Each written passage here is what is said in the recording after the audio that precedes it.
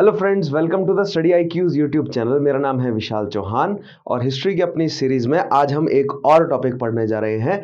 आज हम पढ़ेंगे गांधी जी का क्या रोल रहा साउथ अफ्रीका में, यानी कि किस तरह क्या क्या पॉलिटिकल एक्टिविटीज करी हैं गांधी जी ने साउथ अफ्रीका में। आज हम वो समझने की कोशिश करेंगे। लेकिन आज के टॉपिक पे बढ़ने से पहले मैं स्टूडेंट्स को बताना चाहूँगा कि अगर उन्होंने मेरे अभी प्रीवियस सेशंस नहीं देखे हैं सो मेक श्योर कि स्टडी आईक्यू के चैनल पर जाकर मेरे नाम से वो प्लेलिस्ट ढूंढें, विशाल चौहान के नाम से हिस्ट्री बाय विशाल चौहान। उनको एक प्लेलिस्ट मिल जाएगी, उस प्लेलिस्ट में सारे सेशंस पिछले के ज़रूर वो देखें, ताकि ये कहानी जो हम प्रिपेयर कर रहे हैं इतिहास की, वो हमारी थॉरो तरीके से प्रिपेयर हो, जिसमें मैंने आपको बताया कि हम factual as well as conceptual knowledge दोनों को जोड़कर चल रहे हैं। सभी कॉन्सेप्ट में आपको समझाने की कोशिश कर रहा हूं और उसके साथ जुड़े हुए सारे फैक्ट्स को तो हम लेकर चल ही रहे हैं। So make sure you check that out. उसके अलावा ये वीडियो आपको कैसी लगी कमेंट में आप जरूर बताइएगा, नीचे कमेंट छोड़कर। और बीच बीच में वीडियो के बीच में मैं सवाल पूछता रहूंगा, उन सवालों के जवाब आप कमेंट के माध्यम से मुझे जरूर दीजिएगा। और अगर आप सिविल सर्विसेज के लिए तैयारी कर रहे हैं तो नीचे वीडियो की डिस्क्रिप्शन में आपको एक लिंक भी मिल जाएगा स्टडी आईक्यू की लर्निंग एप्लीकेशन का। उस एप्लीकेशन को इंस्टॉल कीजिएगा। उस एप्लीकेशन में यूपीएससी सीएससी से रिलेटेड एक स्मार्ट कोर्स अवेलेबल है, जिसमें थॉरो तरीके से तैयारी की गई है यूपीएससी सीएससी की। उसके अलावा अगर आप किसी भी एग्जामिनेशन के लिए प्रिपेयर कर रहे हैं तो एग्जामिनेशन के हर एस्पेक्ट से रिलेटेड वहां पर वीडियोस आपको मिल जाएंगी। So make sure you check that out. So शुरू करते हैं आज का हमारा सेशन। जैसे कि आप बोर्ड पर लिखा हुआ देख पा रहे हैं, सबसे पहले हम देखेंगे early career in South Africa. आज की वीडियो में हम केवल कवर करेंगे गांधी जी साउथ अफ्रीका में। गांधी जी का जो पॉलिटिकल करियर है वो क्या रहा, किस तरह वो थे तो एक वकील, लेकिन एक पॉलिटिकल एक्टिविस्ट के रूप में कैसे उभर आए, राइट। और साउथ अफ्रीका में क्या क्या गतिविधियां रही, आज हम वो समझने की कोशिश करेंगे। आगे आने वाला जो इसकी कंटिन्यूएशन में जो सेशन होगा उसमें मैं आपको बताऊंगा जो पहला फेज गांधीयन एरा का रहा भारत में, यानी कि जैसे ही 1914 में गांधी जी भारत पहुंचे उसके बाद उन्होंने भारत आकर क्या क्या एक्टिविटीज करी। इसके जस्ट बाद नेक्स्ट सेशन मेरा उसी चीज के साथ जो है वो डील करेगा। सो मेक श्योर आप उसको जरूर देखें, ठीक है। प्लस आज का सेशन तो पूरा आपने देखना ही है, बीच में जो क्वेश्चन पूछूंगा उसके जवाब देने हैं और नीचे कमेंट छोड़ने हैं आपको। पॉजिटिव नेगेटिव जैसा आप फील करते हैं वैसा अपना ओपिनियन जरूर जो है वो शेयर कीजिएगा, बहुत जरूरी है, आपको ओपिनियन मैटर करता है। और हाँ, मैं कमेंट्स जो है वो सभी स्टूडेंट्स के जरूर चेक करता हूँ ना रेगुलर बेसिस, देखता हूँ मैं कि कौन कौन बच्चे जो है वो थॉरली फॉलो कर रहे हैं मेरे सेशंस को। Having said all of this, let us start the session. So सबसे पहले हम देखेंगे Mohandas Karamchand Gandhi, Karamchand being his father's name. Mohandas Karamchand Gandhi was born on 2nd October 1869 in Porbandar in the princely state of Kathiawad in Gujarat. So Gujarat में पोरबंदर में उनका जन्म हुआ। कठियावाड़ जो है वो प्रिंसली स्टेट था और उनके पिताजी यानी करमचंद कठियावाड़ के क्या थे, दीवान। दीवान जो है, अब यहां पर जो पॉपुलर किताब है उसमें केवल ब्रैकेट में मिनिस्टर लिखा हुआ है, लेकिन अगर आप सल्तनत काल में, बेशक दिल्ली सल्तनत हो या मुगलिया सल्तनत हो, उनके अगर आप फारसी कोर्ट्स को चेक करेंगे तो दीवान जो पोस्ट है, दीवान एक्चुअली एक फारसी शब्द है जो कि अकाउंटिंग के लिए यूज किया जाता है फारसी भाषा में। और दीवान जो पोस्ट है वो एक जो हेड अकाउंटेंट कह सकते हैं, शुरुआत में एज ए हेड अकाउंटेंट और फिर धीरे धीरे फाइनेंस मिनिस्टर तक जो है वो दीवान शब्द का इस्तेमाल हुआ। कई जगहों पर वजीर के साथ भी जो है वो दीवान शब्द का इस्तेमाल किया जाता है, क्योंकि वजीर की वैसे तो एडमिनिस्ट्रेटिव और मिलिट्री यानी मीर बख्श का जो काम है वो भी वजीर के पास और दीवान का काम है वो भी वजीर के पास जो है वो रहा है। सो ये जो टर्मिनोलॉजी है, इनकी एटिमोलॉजिकल जो अप्रोच है, ये मैं आपको धीरे धीरे सिखाऊंगा। ये सारी जो फारसी टर्मिनोलॉजी है, जब मैं मेडाइवल हिस्ट्री को एक्सटेंसिवली माइक्रो एनालिसिस जब हम करेंगे तो अब सबकी एटिमोलॉजी जो है वो हम पढ़ेंगे, इन सब शब्दों की कहाँ से ओरिजिन हुआ है। थोड़ा सा फारसी को हम समझने की कोशिश करेंगे, क्योंकि भारत की for a better part of the whole millennium जो कोर्ट लैंग्वेज है वो रही क्या, Farsi, right. The millennium that we just moved on, 2000 जो पूरा का पूरा जो है वो मिलेनियम रहा है अभी, 21वीं सदी में आने से पहले उसमें लगभग 700 सालों तक, 600-700 सालों तक जो कोर्ट लैंग्वेज है वो बड़े पार्ट में भारत के फारसी रही। तो फारसी को समझना ज़रूरी है। फारसी लैंग्वेज ने हमारे एडमिनिस्ट्रेशन पर काफ़ी गहरा जो है वो असर डाला है। तो फारसी भाषा को समझना, केवल एडमिनिस्ट्रेटिव वर्ड्स और उनकी एटिमोलॉजी समझना हमारे लिए कुछ एक हद तक ज़रूरी हो जाता है, तो वो हम समझने की कोशिश करेंगे। But Karamchand was dewan at Kathiawar, इसका मतलब ये नहीं है कि वो one of the member of the court of Kathiawar royal princely, वो अगर मेंबर है तो उनकी इकोनॉमिक कंडीशन बहुत ज्यादा अच्छी होगी, क्योंकि जैसे कि मैंने आपको बताया है कि जो राजा है उनकी इकोनॉमिक कंडीशन बहुत बुरी थी। आफ्टर 1858 थोड़ी सी सुधरने लगी, बट उससे पहले 1757 के बाद और बंबई के क्षेत्र में जब और गुजरात के क्षेत्र में जब अंग्रेजों ने धीरे धीरे मराठों को हटाकर उनकी जगह जब अपनी वहां पर प्रशासनिक शक्ति को मजबूत किया है। अगर आपने मराठा वाला चैप्टर नहीं पढ़ा है तो उसको जरूर देखें, जो मैंने एंग्लो मराठा वॉर्स करवाई हैं, मैंने उसमें समझाया है किस तरह मराठों को सबडू किया है अंग्रेजों ने। उसके बाद जितने भी यहाँ पर गुजरात के क्षेत्र में जो प्रिंसलीज थी वो लगभग अंग्रेजों के कंट्रोल में ही थी। थोड़ा बहुत उनकी सेल्फ ऑटोनॉमिटी बहुत नाम भर की थी और पैसे तो उनके पास नहीं थे। ठीक है, अगर पैसे थे भी तो वो अपनी जनता को जो है वो जनता की बढ़ोतरी के लिए कुछ भी यूज नहीं कर पा रहे थे। सो दैट मीन्स जो दीवान है वो इतना प्रॉस्पर नहीं था। तो मतलब ऐसा नहीं है कि बिल्कुल मार्जिनलाइज थे, इतने उनके पास पैसे थे कि अपने अपने पुत्र को इंग्लैंड भेजकर पढ़ाई जो है वो करवा सके, क्योंकि मोहनदास ने जो बार की परीक्षा जो है वो पास करी है इंग्लैंड में, यानी कि जो वकालत की पढ़ाई है उन्होंने इंग्लैंड से करी। सो आइए वही पॉइंट देखते हैं हम next. His father was a Diwan of the state having, next point देखिएगा, having studied law in England. ठीक है, कानून की पढ़ाई कहां करी उन्होंने? इंग्लैंड में। Gandhi in 1893 went to South Africa in connection with a case involving his client Dada Abdullah, a Gujarati merchant. So यहां पर साउथ अफ्रीका कैसे पहुंचे गांधी जी, ये इस पॉइंट से हमें पता चला कि जैसे ही उन्होंने बार की परीक्षा पास करी, उनको लोकल क्लाइंट्स जो है वो गुजराती मिलने शुरू हो गए, राइट। और लोकल क्लाइंट जो है कौन मिले? दादा अब्दुल्ला, जो कि एक मेमन मर्चेंट है। उनका एक सिविल डिस्प्यूट था कहां पर? साउथ अफ्रीका में, क्योंकि साउथ अफ्रीका में गुजरात के मेमन मर्चेंट्स की काफी जो है वो मेमन मुस्लिम्स है शिया सेक्ट के, राइट। उनकी जनसंख्या काफी है कहां पर? साउथ अफ्रीका में। तो अब्दुल्ला साहब के साथ वो साउथ अफ्रीका आए। अब आए थे केवल एक केस को निपटाने, एक केस सिविल सूट को सेटल करने, और किस तरह 20 सालों तक जो है वो साउथ अफ्रीका में ही रहे। आज हम वो सब समझने की क्या कर रहे हैं कोशिश, राइट। सो यही वो हमने देखा कि दादा अब्दुल्ला के साथ 1893 में गांधी जी आए कहां पर? South Africa. ठीक है, दादा अब्दुल्ला कौन है? एक गुजराती मर्चेंट है। नेक्स्ट चीज देखिएगा, in South Africa he witnessed the ugly face of white racism and the humiliation and contempt to which Asians who had gone to South Africa as laborers were subjected। अब जैसे ही वो पहुंचे, south Africa पहुंचे, गांधी जी पढ़ के आए थे, वो इंग्लैंड में थे, वो भारतीय, भारत में भी अंग्रेजी सरकार थी, इंग्लैंड में तो अंग्रेज थे ही, लेकिन भारत में अंग्रेजी सरकार डिस्क्रिमिनेशन करती थी भारतीयों के साथ, खुले तौर पर करती थी। बट स्टिल फिर भी धीरे ओवर द पीरियड डिस्क्रिमिनेशन कम हो गया था। वैसा डिस्क्रिमिनेशन नहीं था जो 19वीं सदी के शुरुआती सालों में था, राइट। सो अभी क्या चल रहा है? 19वीं सेंचुरी के आखिरी दशक है ना, अंतिम दशक है, 1890s की बात चल रही है। सो अभी उस तरह का डिस्क्रिमिनेशन नहीं था भारत में जैसा 1800 यानी कि 19वीं शताब्दी के पहले दशक में था।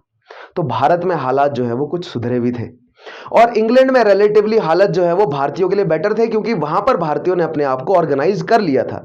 यानी अगर कोई भारतीय विद्यार्थी पढ़ने जा रहा है इंग्लैंड में, तो उसको माहौल ही ऐसे दिया जाता था कि उसको डिस्क्रिमिनेशन फील ना हो, राइट। होता तो वहां भी था डिस्क्रिमिनेशन, लेकिन भारतीयों का फिर भी वहां पर कुछ हद तक सिचुएशन भारतीयों की ठीक थी। साउथ अफ्रीका में जैसा था वैसा इंग्लैंड में नहीं था। दैट मीन्स ये कि मोहनदास को ना ही भारत में इतने बड़े लेवल पर डिस्क्रिमिनेशन फील करना पड़ा, क्योंकि गुजराती दीवान के लड़के और अंग्रेजी में पढ़ाई लिखाई हुई तो उनकी अपब्रिंगिंग जो है वो डिस्क्रिमिनेशन से थोड़ी दूर हुई। इंग्लैंड में जाकर पढ़े, वहां पर भी भारतीयों के संरक्षण में थे वो, तो वहां पर भी उनको डिस्क्रिमिनेशन ज्यादा फील नहीं करना पड़ा। लेकिन जैसे ही वो साउथ अफ्रीका आए, और साउथ अफ्रीका जो है वो कंजर्वेटिव्स, जो ब्रिटिश कंजर्वेटिव्स है उनकी वहां पर जो है वो पकड़ है, ब्रिटिश लिबरल्स की इतनी पकड़ साउथ अफ्रीका में नहीं है। तो साउथ अफ्रीका में आप ये मान सकते हैं जो कंजर्वेटिव पार्टी है ना, जो कि 19वीं शताब्दी के स्टार्टिंग में बहुत स्ट्रांग थी, जो कि भारतीयों को बिल्कुल भी जो है वो सहन नहीं कर सकती थी, अपने आप को जो है वो रेशियली बहुत ज्यादा सुपीरियर मानती थी, वो लोग आकर बसे हुए हैं साउथ अफ्रीका में, और उन्होंने वहां पर वैसा ही माहौल बना रखा है। यानी कि अफ्रीकन्स हो जो कि वहां के नेटिव हैं, एशियंस हो यानी कि चाइनीज हो, इंडोनेशियन हो, जावन हो, फिलीपियंस हो जिनको वो मजदूरी के लिए लाए हैं, या भारतीय हो जिनको वो मजदूरी के लिए लाए हैं, ठीक है, चाहे अफगानी, अरबी, जो भी जिनको वो मजदूरी के लिए लाए हैं, उन सबको बहुत गलत तरीके से ट्रीट किया गया, उन सबको मजदूरों से भी नीचे रखा गया, कोई भी उनको सिविल राइट नहीं दिया गया, उनको सड़कों पर चलना तक अलाउड नहीं था, फुटपाथ पर चलना तक अलाउड नहीं था। अगर ट्रेन में सफर कर रहे हैं तो अंग्रेजों के साथ नहीं बैठ सकते, फर्स्ट क्लास में ट्रेवल नहीं कर सकते। ऐसा नहीं है कि यह डिस्क्रिमिनेशन भारत में नहीं था, भारत में भी था, लेकिन भारत में धीरे धीरे काफी सारी सिविल लिबर्टीज ले चुके थे नेता भारतीयों के लिए, राइट। लेकिन फर्स्ट क्लास में अंग्रेजों के साथ भारत में भी कई जगहों पर ट्रेवल नहीं कर सकते थे भारतीय, लेकिन साउथ अफ्रीका में वो कुछ ज्यादा ही स्ट्रिक्टली फॉलो किया जाता था। गांधी जी जैसे ही पहुंचे तो उनको महसूस हुआ, तुरंत उनको जो है वो ब्लैकी कहना शुरू कर दिया, उनको तुरंत जो है वो रेशियल स्लर्स उनके ऊपर brown, idiot, pig, Indian pig, ये सारी चीजें जो है वो ये सब रेशियल स्लर्स थे, उनको ह्यूमिलिएट करना जो है वो वहां पर अंग्रेजों ने शुरू कर दिया साउथ अफ्रीका के, राइट। अब यहां पर मजे की बात एक और है कि Gandhi ji was the first educated Indian to ever to land in South Africa. South Africa में पहुंचने वाले गांधी जी, ऐसा डॉक्यूमेंट किया गया है कि पहले एजुकेटेड इंडियन थे। दैट मीन्स उससे पहले के जो भी इंडियंस थे ना, वो या तो मर्चेंट्स थे, संपन्न थे। ऐसा नहीं है कि संपन्न भारतीय नहीं पहुंचे थे वहां पर। जो मैंने आपको बोला ना, मेमन मर्चेंट है, सिंध और गुजरात के क्षेत्र के जो मेमन मर्चेंट हैं वो पहुंचे हुए हैं वहां पर, राइट। उसके अलावा गुजरात के क्षेत्र से और दक्षिण भारत के क्षेत्र से मजदूर जो है वहां पर पहुंचे हुए हैं। उसके अलावा चाइनीज, जावन, फिलीपींस, ये सब मजदूर वहां पर हैं, प्लस अफ्रीकन मजदूर तो है ही। लेकिन ये सब इलिटरेट है, अंग्रेजी भाषा तो जानते ही नहीं है, उसके अलावा किसी भी तरह की फॉर्मल एजुकेशन इनके पास नहीं है। जो मर्चेंट है उनको थोड़ा बहुत अंग्रेजी आती है इधर उधर, लेकिन वकालत करने लायक या लिखने लायक जो है वो, या अंग्रेजों से ऑफिशियल कॉरेस्पॉन्डेंस करने लायक अंग्रेजी नहीं जानते। So Mohandas was the first Indian जो साउथ अफ्रीका पहुंचा, जो कि जिसके पास एक फॉर्मल इंग्लिश एजुकेशन थी। और इंग्लिश एजुकेशन लेकर आए वो व्यक्ति बैरिस्टर थे, वकील थे, ठीक है। और डिस्क्रिमिनेशन जो है वो उन्होंने उस तरह का महसूस नहीं किया था जैसा उनको साउथ अफ्रीका में हुआ। क्योंकि जैसे ही वो साउथ अफ्रीका पहुंचे, उन्होंने वहां पहुंचकर फर्स्ट क्लास ट्रेन की टिकट जो है वो परचेज करने की कोशिश करी। उनको बहुत लड़ झगड़ कर वो टिकट मिली। जब उन्होंने ट्रेवल किया तो एक बहुत फेमस ये एक केस है, किस्सा है कि गांधी जी को ट्रेन से फेंक दिया गया था बाहर। तुरंत कमेंट में बताएंगे कि किस स्टेशन पर फेंका गया था, कहां पर उन्होंने रात गुजारी थी, ठीक है। फिर उसके बाद जोहानसबर्ग से पिटोरिया वो जा रहे थे, ये टेरिया बोला जाता है, पी साइलेंट हो जाता है कई बार। सो पिटोरिया वो गए, वहां पर भी उनको होटल नहीं दिए गए, क्योंकि साउथ अफ्रीका में जो भारतीय, चाइनीज, अफ्रीकन्स थे, उनको साउथ अफ्रीकन सोसाइटी से, जो अंग्रेजी सोसाइटी थी, उनसे अलग रखा जाता था।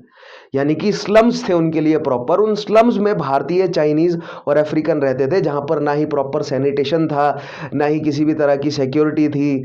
बस एक मतलब स्लम समझते हैं ना आप, झोपड़पट्टियों में एक बहुत बुरी हालातों में वो लोग रह रहे थे।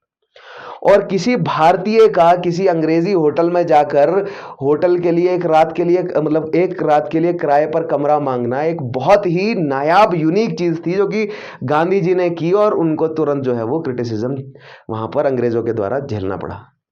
सो गांधी जी ने जैसे ही वो साउथ अफ्रीका पहुंचे, ये सब चीजें उन्होंने महसूस करी कि नहीं, इंग्लैंड जैसा माहौल नहीं है यहाँ पे, यहाँ पर माहौल अलग है। क्यों है अलग? क्योंकि साउथ अफ्रीका, मैं क्यों का जवाब दे देता हूं ना। साउथ अफ्रीका में जो पॉलिसीज थी, ब्रिटिश पॉलिसीज थी, वो भारत से अलग थी। या इस तरह बोल लीजिए कि अभी वो फेज नहीं आया था, वहां के लोगों ने अपने लिए सिविल लिबर्टीज नहीं छीनी थी अंग्रेजों से, जैसा कि भारतीय जो है वो काफी हद तक सिविल लिबर्टीज छीनने में कामयाब रहे थे। दूसरी चीज, भारत की जो जमींदार वर्ग है, भारत की जो रॉयल क्लास है, वो काफी रिच थी पहले ही। दैट मीन्स भारत में काफी सारे ट्रेडर्स थे, काफी सारी रॉयल्टी थी, वो ऑलरेडी रिच थे, तो उनका लाइफस्टाइल बेहतर था। ठीक है, अंग्रेजों से बेटर था कई जगहों पर। तो अंग्रेज खुद को सिविलाइज्ड बोलते हैं, वो भारत आकर उन्होंने जब भारतीय अमीरी देखी तो उनकी आंखें चुंधिया गई थी, राइट। लेकिन उन्होंने भारत को सिविलाइज करने का जो है वो एजेंडा लेकर आए थे। वो सारी चीजें हम इकोनॉमिक इंपैक्ट वाले टॉपिक में डिटेल में समझाऊंगा।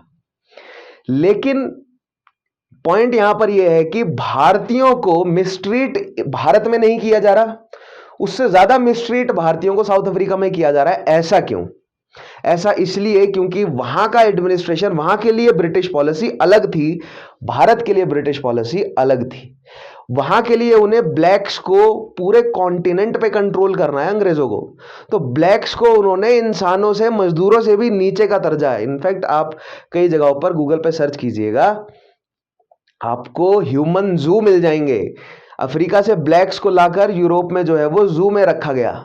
इस तरह अंग्रेज जो है वो अपने आप को इस तरह रेशियली सुपीरियर समझते थे, और साउथ अफ्रीका में वो अंग्रेज ज्यादा बसे हुए थे जो कि अपने आप को बहुत ज्यादा सुपीरियर समझते थे रेशियली, क्योंकि जब वो भारत आए तो उनकी रेशियल सुपीरियरिटी को एक बहुत बड़ा धक्का लगा जब उन्होंने भारत का पैसा देखा, राइट। भारत के पास पैसा ज्यादा था तो उनकी रेशियल सुपीरियरिटी को थोड़ा धक्का लगा उस चीज से। ठीक है, तो साउथ अफ्रीका के लिए अलग ब्रिटिश पॉलिसी थी, भारत के लिए अलग ब्रिटिश पॉलिसी थी, इसीलिए साउथ अफ्रीका के मजदूरों के साथ बहुत गलत व्यवहार किया जा रहा था। और उसके अलावा और भी कई सारे कारण थे। ये चीज गांधी जी ने जाके तुरंत जो है वो समझ गए वो।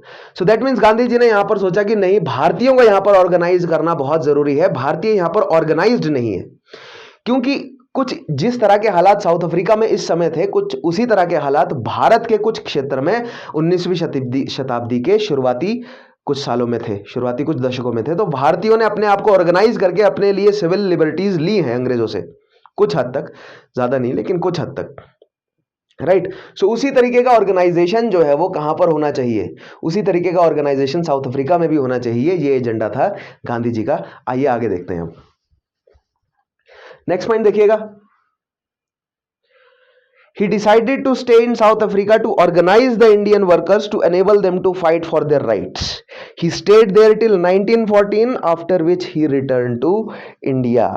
1893 से 1914 तक रहे वहां पर। ठीक है, गए थे एक केस को निपटाने, 20 साल वहीं पर बिता के आ गए। लगभग 23-25 साल की उम्र में गए थे वो, वापस आए तो 45 साल की अधेड़ उम्र उनकी हो चुकी थी। ठीक है, यहां पर इनफैक्ट जब वो वापस जा रहे थे ना, उन्होंने जो ये केस है दादा अब्दुल्ला का केस जब सेटल कर दिया था, उसके बाद जब वापस जा रहे थे, उन्होंने जब ये केस सेटल कर रहे थे ना, तब गांधी जी ने सबको एडवाइस किया कि आप अपने आप को ऑर्गेनाइज करो और फ्रेटरनाइज करो, अपना ब्रदरहुड जो है वो आप बढ़ाओ, और मैं अंग्रेजी सिखा देता हूं या अंग्रेजी सीख लो, मतलब आपको अंग्रेजों से कॉरेस्पॉन्ड करना शुरू करना पड़ेगा। और छोटा सा ब्लूप्रिंट दे दिया कि ये सब करो, आपको सिविल लिबर्टीज मिल जाएंगी, कुछ एक हद तक तो मिल ही जाएंगी। ठीक है, अब वहां के जो मजदूर हैं उन्होंने गांधी जी को रोक लिया कि नहीं, अभी मत जाओ, आप 1 महीना रुक जाओ, केवल हमें थोड़ा बहुत सिखा दोगी कैसे करस्पॉन्ड करना है अंग्रेजों के साथ। 1 महीना रुकने की बात हुई थी, 20 साल काट दिए गांधी जी ने वहीं पर ही। आज हम देखेंगे कि क्यों 1 महीना रुकने की बात हुई थी और कैसे 20 साल गांधी जी ने काट दिए। तो उसको हम 2 फेजेस में पढ़ेंगे। पहला गांधी जी का भी मॉडरेट फेज रहा, और फिर गांधी जी का पैसिव रेजिस्टेंस का फेज था। गांधी जी ने भी शुरुआत में जवान थे, 23-25 साल की उम्र थी, नई नई वकालत की डिग्री मिली थी उन्हें, वकालत कर रहे थे वो। आईसीएस तो लग नहीं पाए थे, कोशिश तो पूरी करी होगी कि आईएएस का पेपर निकल जाए, राइट, लेकिन आईसीएस तो कर नहीं पाए क्योंकि उम्र निकल गई होगी उनकी। बट वकालत जरूर करी, वकालत पढ़ी उन्होंने, और वकालत पढ़ने के बाद अब उनको जो है वो अपनी जीवनी भी तो चलानी है। अगर वो अंग्रेजों के खिलाफ तुरंत जो है वो स्ट्रगल पर उतर जाए तो जीवनी नहीं चलेगी। तो वकालत भी करते रहे साउथ अफ्रीका में, भारतीयों के केसेस लेते रहे, भारतीयों के खिलाफ जहां पर भी डिस्क्रिमिनेशन हो रहा है उससे उन्होंने अपनी जीवनी भी चलाई। प्लस अंग्रेजों को एक क्या दिया, एक मॉडरेट रेजिस्टेंस प्रोवाइड किया। पहले देखते हैं हम मॉडरेट फेज गांधी जी का। आइए इस नेक्स्ट स्लाइड के माध्यम से, यस, यहां पर आप देख पा रहे हैं कि गांधी जी का मॉडरेट फेस, राइट। तो गांधी जी का मॉडरेट फेस समझने से पहले हम एक बार देख लेते हैं कि भारतीय जो साउथ अफ्रीका में मौजूद थे उनकी क्या क्या कंडीशंस थी, राइट। मॉडरेट फेज पे आएंगे, पहले हम ये देख लेते हैं कि भारतीय जो साउथ अफ्रीका में मौजूद हैं उनको आप कैसे कैटेगराइज कर सकते हैं, किस किस तरह के भारतीय वहां पर मौजूद थे। ठीक है, तो यहां पर पहली लाइन देखिएगा, the Indians in South Africa consisted of 3 categories. ध्यान दीजिएगा, बहुत इंपॉर्टेंट पॉइंट है ये, क्योंकि 1890 में साउथ अफ्रीका में भारतीय माइग्रेशन जो है वो शुरू हुआ, यानी कि साउथ अफ्रीका में भारत से मजदूरों को ले जाना शुरू किया गया 1890 में। गांधी जी आए 1893 में। गांधी जब 1893 में पहुंचे तो उन्होंने किस तरह के भारतीयों को वहां पर देखा, उस चीज का विवरण हम देख रहे हैं। ठीक है, तो किस तरह के भारतीय थे वहां पर? 3 कैटेगरीज थी। 1, the indentured Indian labour mainly from South India who had migrated to South Africa after 1890 to work on sugar plantations. Indentured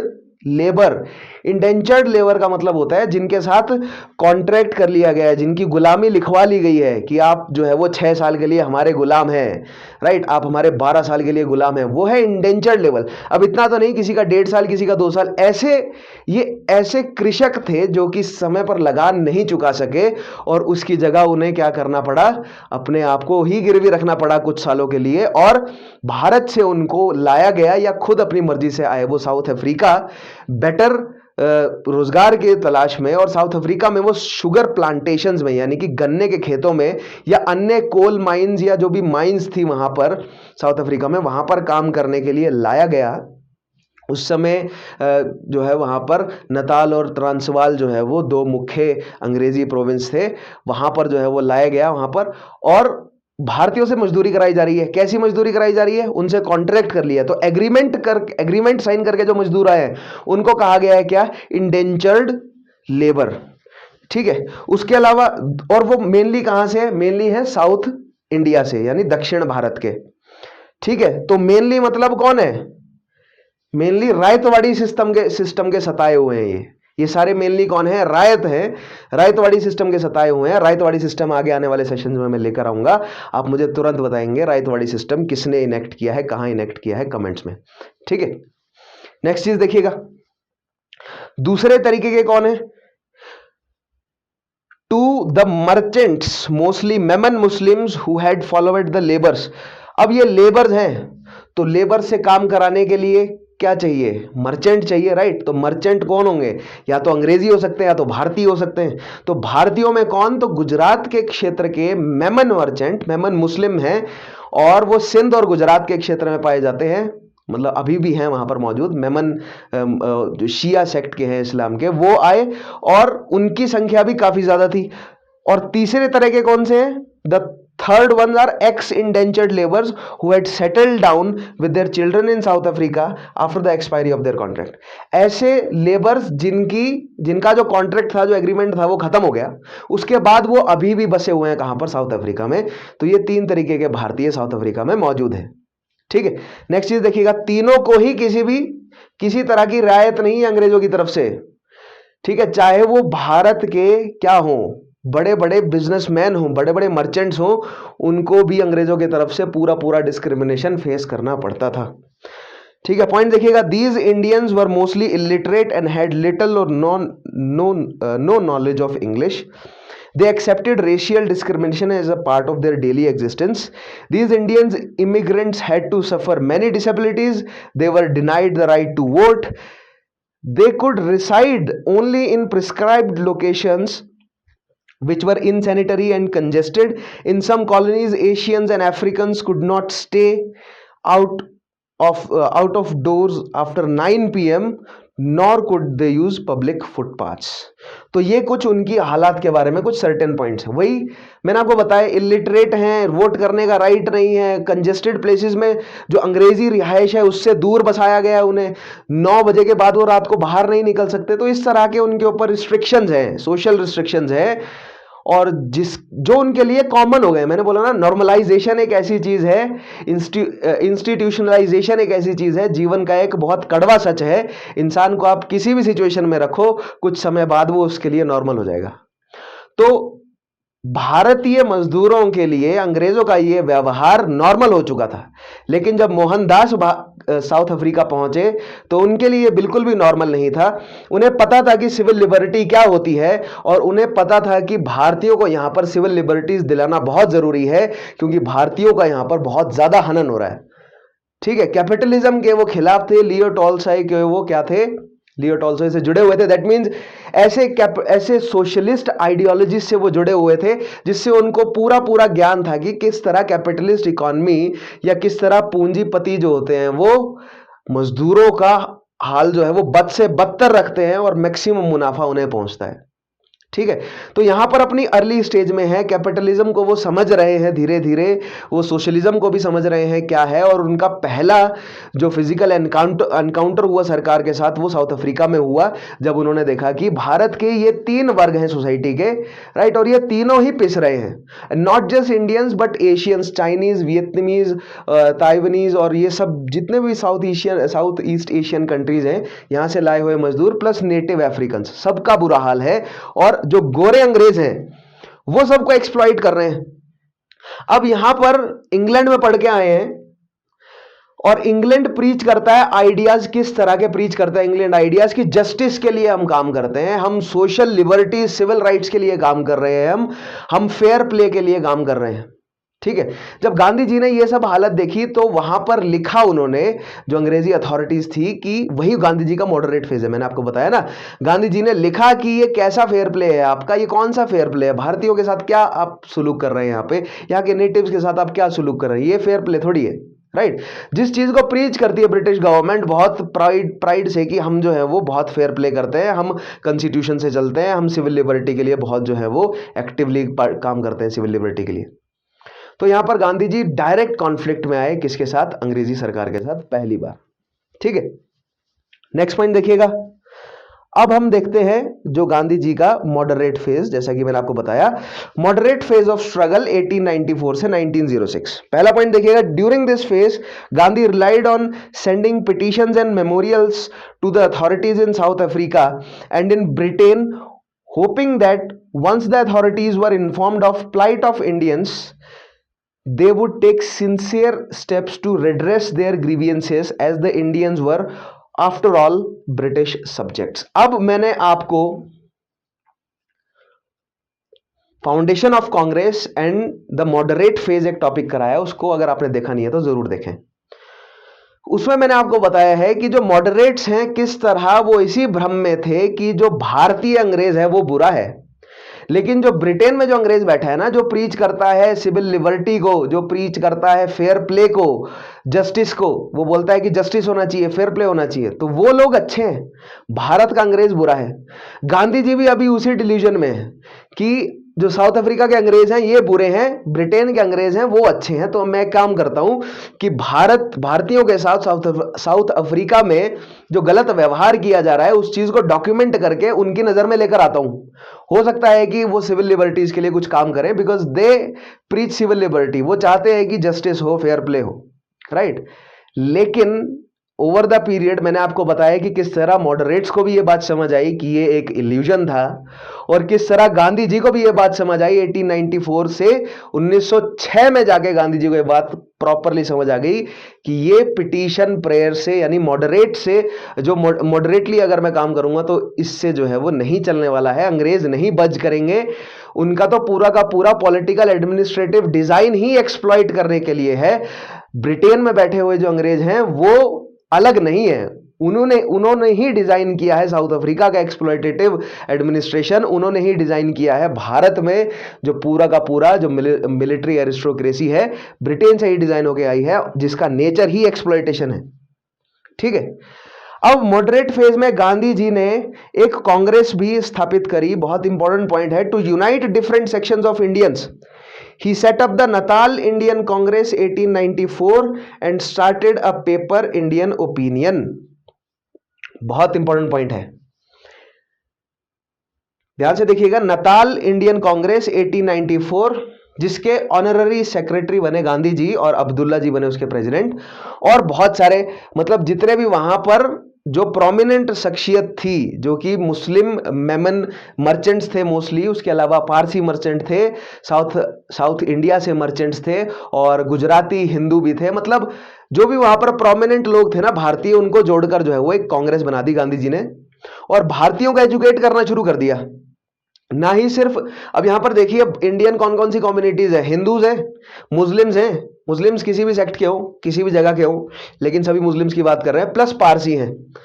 इन तीनों को जो है वो जोड़कर काम करना शुरू कर दिया, और अब अभी तक उन्होंने अपनी एनर्जीज को कंसंट्रेटेड रखा इंडियंस के लिए, चाइनीज या एशियंस या अफ्रीकंस के लिए नहीं, भारतीयों के लिए। वैसे उनके जो मैसेजेस थे वो यूनिवर्सल थे, सबके लिए थे, लेकिन अपनी एनर्जीज को उन्होंने कंसंट्रेटेड रखा किस पर, भारतीयों के लिए। ठीक है, तो मॉडरेट फेज में वो वही करते रहे, पिटिशंस देते रहे वो बार बार। 1894 से लेकर, अभी जवान भी थे तो उनको अपनी कमाई की भी जरूरत थी, उनके पास बैकअप तो था नहीं कि उनको जो है वो अगर किसी से सपोर्ट मिल जाए, कहीं से फंडिंग मिल जाए, ताकि वो बड़ा मास स्ट्रगल जो है वो चला सके। इसीलिए वो मास स्ट्रगल वाले फेज में नहीं पहुंचे थे। और प्लस जैसे कि मैंने कहा कि पहले ही भारतीय था एजुकेटेड वहां पर, धीरे धीरे उन्हें लोग इकट्ठे करने थे, एजुकेटेड लोग इकट्ठे करने थे अपने साथ, अपनी टीम बनानी थी, फिर उसके बाद मास एजिटेशन तक पहुंचना था। तो 1894 से 1906 तक उनका मॉडरेट फेज चला साउथ अफ्रीका में। उसके बाद शुरू होता है उनका पैसिव अग्रेशन का फेज, जो कि पहले उन्होंने साउथ अफ्रीका में पूरा टेस्ट किया और वहां पर वो कामयाब रहे, और फिर उस पैसिव अग्रेशन को वो भारत में लेकर आए। भारत में उन्होंने पैसिव अग्रेशन जो है वो भारत में प्रैक्टिस किया, और कितना हद तक कामयाब हुआ, कितना जो है वो विफल रहा, वो आज तक इतिहासकारों के बीच में जो है वो मतभेद का कारण बना हुआ है। तो हम डिस्कस करेंगे उन सारी चीजों को भी। कुछ हमने टॉपिक्स कर लिए हैं, नॉन कोऑपरेशन, सिविल डिसोबीडियंस मैंने आपको करा दिया है। अभी रिसेंटली हमने स्ट्रेटेजिक डिबेट पढ़ी, उससे पहले स्वराज्य, ठीक है, उससे पहले मैंने आपको लखनऊ पैक्ट और स्वदेशी मूवमेंट हमने पढ़ लिया, बॉयकॉट, मॉर्लेमेंटो रिफॉर्म्स, मॉन्टेगू केम्सफोर्ड, और उसके अलावा हमने होम रूल मूवमेंट। तो ये सारे टॉपिक्स पढ़िए, इन सारी पूरी की पूरी कहानी को कनेक्ट कीजिए, बहुत जरूरी है आपके लिए ये पूरी कहानी कनेक्ट हो। फिर उसके बाद में पर्सनैलिटीज लेकर आऊंगा। अभी गांधी जी का हम केवल क्या बता रहा हूं मैं, गांधी जी के बारे में केवल मैं घटनाएं बता रहा हूं। गांधी जी की पर्सनैलिटी पर, किस तरह के व्यक्ति थे, उनका जो है वो पर्सनैलिटी का एनालिसिस करेंगे हम इवेंट्स के साथ जोड़ते हुए। यानी कि जो मेन कंसर्न, यूपीएससी मेंस से जुड़े हुए जो सवाल होते हैं ना, छोटे छोटे बारीकियों पर जो ध्यान देते हैं, उन सब से रिलेटेड टॉपिक्स, यानी माइक्रो एनालिसिस बेस्ड कॉन्सेप्ट्स जो हैं वो आगे आने वाले सेशंस में आएंगे। जैसे कि मैंने आपको हमेशा की तरह कहा है, दीज आर फाउंडेशनल सेशंस, इनको फाउंडेशन की तरह कंसीडर कीजिए, धीरे धीरे लेवल बढ़ाऊंगा मैं। ठीक है, नेक्स्ट चीज देखिएगा। अब हम देखते हैं फेज ऑफ पैसिव रेजिस्टेंस या सत्याग्रह, गांधी जी ने जो 1906 के बाद करना शुरू किया, यानी सेकंड फेज आया उनका साउथ अफ्रीका में रेजिस्टेंस का। अभी तक मॉडरेट फेज चल रहा था, कहा जा सकता है उसे मॉडरेट फेज, ऐसा थोड़ी है कि डेफिनेटली मॉडरेट, उन्होंने खुद ही कहा कि मैं मॉडरेट हूं और ये सब नहीं, इतिहासकारों ने डॉक्यूमेंट किया है उनको, उनके इस फेज को मॉडरेट फेज, जिसमें उन्होंने क्या किया है, प्रेयर्स लिखी, अंग्रेजों को पिटीशंस लिखी, अंग्रेजों को खत लिखे हैं, जिससे कुछ खास उनको फायदा नहीं मिला। और जब अपनी वो सारी उम्मीदें छोड़ दी, उन्होंने सारी उम्मीदें हार गए, और जब उनके पास ठीक ठाक जो है वो बल्क इकट्ठा हो गया, दोनों सपोर्ट, मतलब कि ह्यूमन रिसोर्सेज का भी और फाइनेंशियल सपोर्ट का भी, अब उन्हें ये कॉन्फिडेंस आ गया कि अब मैं वकालत छोड़ सकता हूं, मैंने इनफ जो है वो रिसोर्सेज इकट्ठा कर लिए हैं, और अब मैं एक ऑफिशियल तौर पर क्या शुरू कर सकता हूं, एक पैसिव अग्रेसिव रेजिस्टेंस जो है वो शुरू कर सकता हूं। तो 1906 के बाद उन्होंने वही करना शुरू किया। तो सबसे पहला जो है वो उनका पैसिव रेजिस्टेंस शुरू हुआ एशियाटिक रजिस्ट्रेशन एक्ट ऑफ 1906 के खिलाफ। तो आइए समझते हैं एशियाटिक रजिस्ट्रेशन एक्ट ऑफ 1906 था क्या। तो सबसे पहला पॉइंट देखिएगा, a new legislation in South Africa made it compulsory for Indians and Chinese या other Asians there to carry at all times certificates of registration with their fingerprints. था क्या Asiatic registration act? अंग्रेजों से भारतीयों को या Asians को अलग करने का। ठीक है, पहले उनका रजिस्ट्रेशन कराना है, फिर उनके खिलाफ ऐसे कानून लेकर आने हैं जो कि उनको जो है वो किस कंडीशन में रखें, हमेशा एक सबसर्विएंट कंडीशन में रखें। ठीक है, सो ये जो कानून था इसके तहत बिल्कुल बेसिक चीज थी कि आपको जो है वो अंग्रेजी दफ्तरों में जाना है, ठीक है, रजिस्ट्रेशन कराना है, वहां पर अपनी फिंगरप्रिंट्स लगा के आपको एक सर्टिफिकेट दिया जाएगा, राइट। आपको बोल दिया जाएगा कि तुम ये व्यक्ति हो, सर्टिफाई कर दिया जाएगा कि तुम एक एशियन हो, एशियन में भी तुम इंडियन हो, ठीक है। यानी कि डिस्क्रिमिनेशन जो वो कर रहे हैं उसको सर्टिफाई कर देंगे वो इस एक्ट से। तो ये चीज गांधी जी को नहीं लगी बढ़िया। उन्होंने कहा कि तुम तो ये डिस्क्रिमिनेशन को सर्टिफाई कर रहे हो, और इस जिसके पास ये पास नहीं होगा, मान लीजिए अगर कोई बच्चा अगर अपने रिहाइश से खेलता खूलता बाहर चला गया थोड़ा सा, और वहां किसी अंग्रेजी अफसर ने उसको पकड़ लिया, बोला कि भैया कागज दिखाओ, और उस बच्चे के पास कागज ना हो, तो तब तो तुम उसे पकड़कर जेल में डाल दोगे और मारोगे पीटोगे। या मान लीजिए कि कोई व्यक्ति अगर किसी आमुख कारण से रजिस्ट्रेशन कराने में नाकामयाब रहता है या उसको रिन्यू नहीं करा पाता, क्योंकि आप पहले रजिस्ट्रेशन करवाओगे, फिर उस पर आप चार्जेस भी लोगे रिन्यू कराने के, राइट। और धीरे धीरे आप एक ऐसे साइकिल में फंसा रहे हो लोगों को कि लोगों के पास रजिस्ट्रेशन नहीं होगा, जिसके पास रजिस्ट्रेशन नहीं होगा उसको आप जेल में डालोगे और जेल में आप मजदूरी करवाओगे उससे, राइट। दैट मीन्स आप सस्ते मजदूरों को बगैर पगार का मजदूरों में कन्वर्ट करने के लिए इस तरह के एक्ट लेकर आ रहे हो।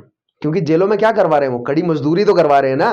केवल क्या दे रहे हैं बदले में, आपको इतना खाना कि आप जिंदा रहो, और कुछ नहीं दे रहे।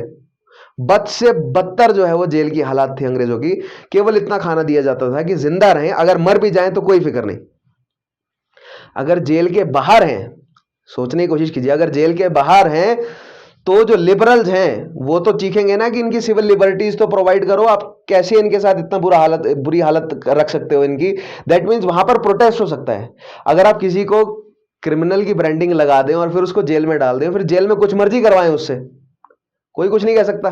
वैसे जेल में जो मुजरिम हैं उनके भी ह्यूमन राइट्स हैं, ये आइडियाज बाद में आए, लेकिन तब तो क्या था कि जो जेल में है उसके साथ कोई मर्जी सलूक करो, वो अगर मर भी जाता है तो कोई डॉक्यूमेंटेशन उसका नहीं मिलने वाला आपका। तो बेसिकली मजदूरों की हालत और खराब करने के लिए रजिस्ट्रेशन एक्ट लाया गया, ठीक है।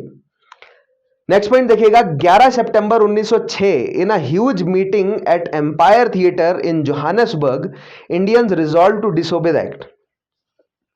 भारतीयों ने किस तरह रिएक्ट किया, एक बड़ी मीटिंग करी, जितने भी प्रोमिनेंट भारतीय मर्चेंट्स थे एम्पायर थिएटर में इकट्ठा हुए 11 सितंबर 1906, मीटिंग करी और कंबाइनली सबने डिसाइड किया कि हम नहीं मानेंगे इस कानून को, ठीक है।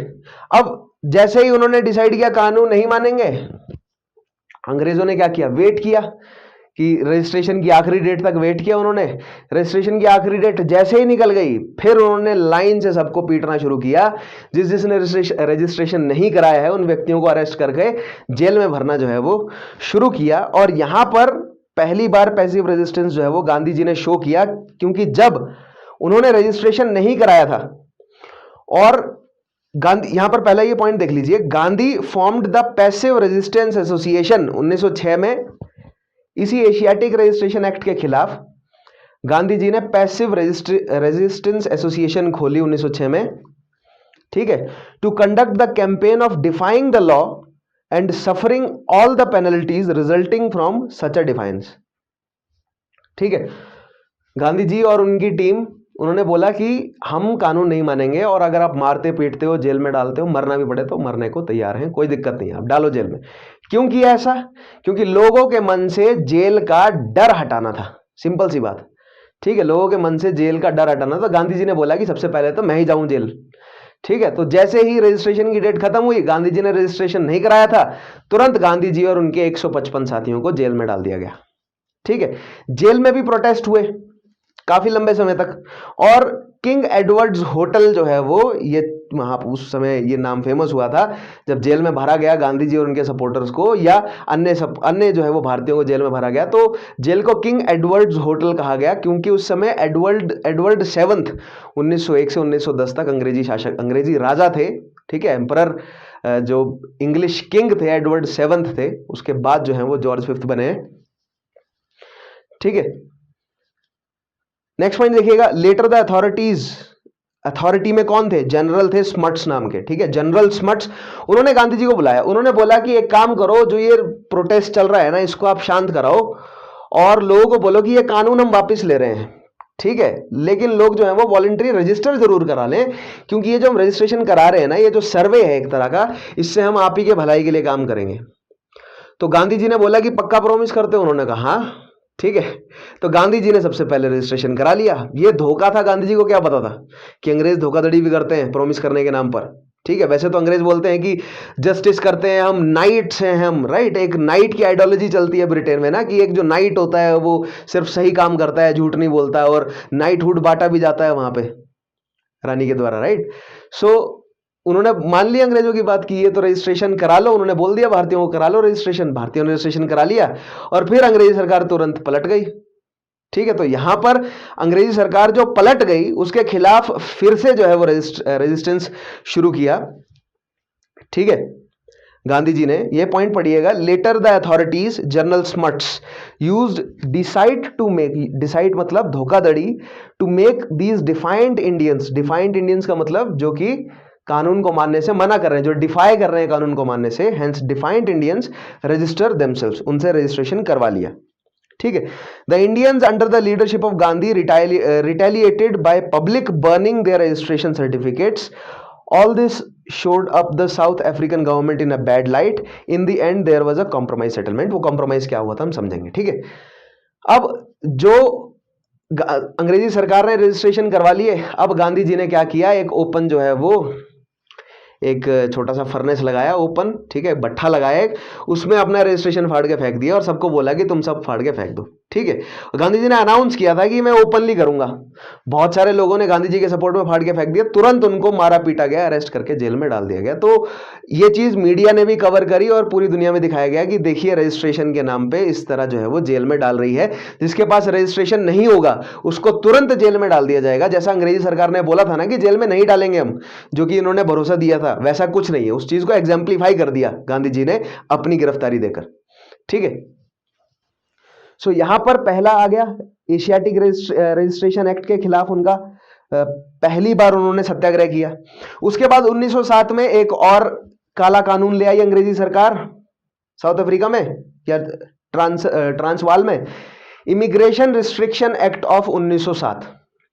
अब बहुत सारे भारतीय साउथ इंडिया से, गुजरात से, मतलब भारत के अन्य कई क्षेत्रों से साउथ अफ्रीका, ट्रांसवाल या नताल में आ रहे हैं और वहां पर आकर परमानेंट रेजिडेंस लेते जा रहे हैं और अपने आप को जो है वो वहां का स्थायी नागरिक बनाते जा रहे हैं, यानी कि इमिग्रेट करते जा रहे हैं, माइग्रेट करते जा रहे हैं भारत से। कहां पर?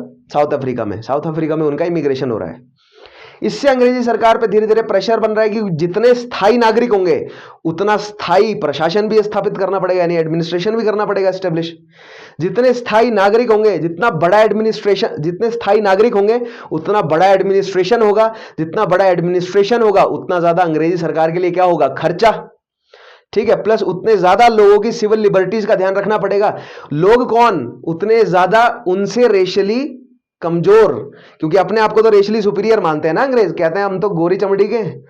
ठीक है, तो उनसे ज्यादा रेशियली कमजोर लोगों को सिविल राइट्स देना पड़ेगा। दैट मींस वहां के जो कंजर्वेटिव्स हैं वो उनके लिए बहुत बुरी खबर है कि अगर भारतीयों की संख्या यहां बढ़ती जाएगी तो एक समय ऐसा आएगा कि उनकी संख्या ज्यादा हो जाएगी, हमारी कम हो जाएगी, तो हमें अपनी बराबरी में बिठाना पड़ेगा। इस चीज से वो परेशान। तो यहां पर वो लेकर आ गए इमिग्रेशन एक्ट कि अगर भारतीय आ रहा है ना कोई, तो आओ मजदूरी करो, कोई दिक्कत नहीं है, लेकिन आपको परमानेंट रेजिडेंसी नहीं मिलेगी साउथ अफ्रीका या ट्रांसवाल या नताल की। ठीक है, साउथ अफ्रीका तो बाद में जाके बना, ट्रांसवाल और नताल था उस समय। ठीक है, south Africa is a geographical expression क्योंकि दक्षिण में है अफ्रीका के। ठीक है, सो आपको क्या नहीं मिलेगी वहां की? पीआर नहीं मिलेगा आपको वहां का। ठीक है, दिस वाज द एक्ट। अब इसके खिलाफ जो है वो गांधी जी ने ऑब्वियसली करना ही था। The earlier campaign was widened to include protest against a new legislation imposing restriction on Indian migration. Next point देखिएगा, in August 1908 Indians defied this law by crossing over from Natal to Transvaal and by refusing to produce licences. ठीक है, अब यहां पर जिसके पास licence होगा केवल वही माइग्रेट कर सकता है। ठीक है, ये जो इमिग्रेशन एक्ट है इसमें क्या है कि आपको एक लाइसेंस बना के देंगे हम, आप ही माइग्रेट कर सकते हो, आप ही जो है वो एक जगह से दूसरी जगह अंग्रेजी डोमिनियन में एस्टेब्लिश कर सकते हो अपने आप को एज अ परमानेंट रेजिडेंट। ठीक है। अब भारतीयों ने कैसे डिफाई किया, खासकर गांधी जी की जो टीम थी उन्होंने नताल से लेकर कहां चले गए, वो ट्रांसवाल, कि लो हम बगैर लाइसेंस के आ गए। जैसे ही वो पहुंचे तुरंत उनको अरेस्ट कर लिया गया। ठीक है। सो अगस्त 1908 याद रखेंगे।